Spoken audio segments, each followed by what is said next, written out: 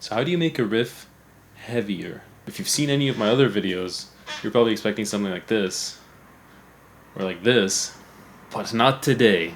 No puns today. So I'm actually gonna give you 4 tips that help me write better riffs. So before we begin, let's take a look at this. Now I know what you're thinking. You're probably like, why is this guy showing me an optical illusion in a riff video? Well, that's why. If you look at these 2 cubes, they're both the same color, but it's only because of the surrounding color. That's what makes them look different. I'm not gonna get into the science of it, but the same thing applies to riffs. The riff itself doesn't have to change. It's what's around it that makes it pop more or accentuates certain parts. So in this video, I'm only going to target programmed drums and how they affect riffs. Now I know most guitarists today use programmed drums, which is a great writing tool because it's very easy to make changes quickly and see how it affects your riffs. So let's take a look at an example. I recorded a simple riff, simple drum beat. Here it is. That's pretty lame, yeah? So there's a couple things you can do here to the drum beat without changing the riff that will make it heavier. Which brings us to tip number 1. Make cymbal hits slower and on downbeats. Which means if you had quarter notes or 8 notes on the cymbals, just make them half notes. So this gives the riff a better grounding and a better rhythmic feel for the listener. I used to ignore this a lot when I would program drums, but it's very simple and it's very effective. So if you look at the first example again, you notice that the riff is just in your face all the time. It's like, there's nothing really there to tell the listener, okay bro, you should like pop your head here. Okay bro, like you should be feeling, okay bro, okay bro, okay bro, okay bro, like. Which brings us to tip number 2, which is add contrast. For example, if we take riff number 2 and play it by itself, it does not hit as hard as if we take example 1 and play it before it.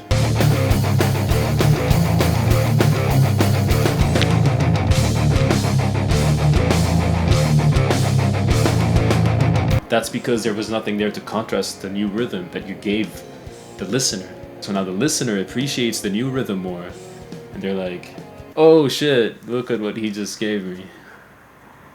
What am I doing? Tip number 3, dynamics and build-up, which is pretty self-explanatory.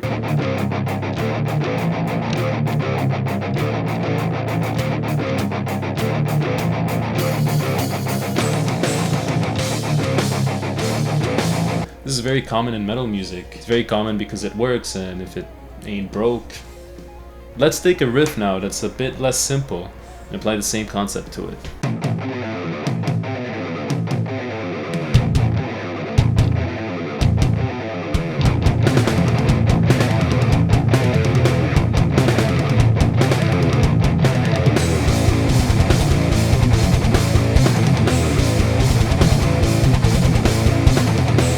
So the riff starts with the right guitars and the tom hit. Then we introduce the kick. Then the left guitars come in with a drum roll or a drum fill. And right before we introduce a major change in the rhythm, there's a cymbal and a snare hit that sync up with the last note of the riff. And that adds to the anticipation of the listener. So to add more contrast, this time in the riff itself, after the rhythm change, I started palm muting all the other notes that lead into the open A string. And then the open A string is no longer palm muted.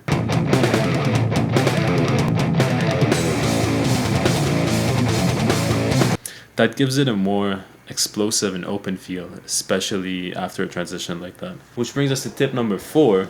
You see this one a lot in the djent scene, prog, djent, shred scene. It's the synced up kick and guitars. This is probably because of Meshuggah and because of this. This works more with a more percussive style of rhythm playing, like palm muting, just like they're doing in Bleed. This not only gives the riff a better grounding, but it gives the whole mix a sense of tightness that wasn't there before. And it adds to the whole heaviness and intensity of the riff. I hope you find these tips helpful to... I hope you found these tips helpful. I'm not really a drummer in any way, shape, or form, but having the ability to program drums so easily made me realize that you can change a lot in the riff without really changing the riff itself, which is really fun. There's another thing I did not talk about in this video, which is bass, and I'd probably make another video about that. if you guys want. Let me know if you want that. Anyway, that's it for today. If you want some tips on how to film yourself playing guitar, then click here. Fuck. Okay. That is it for today.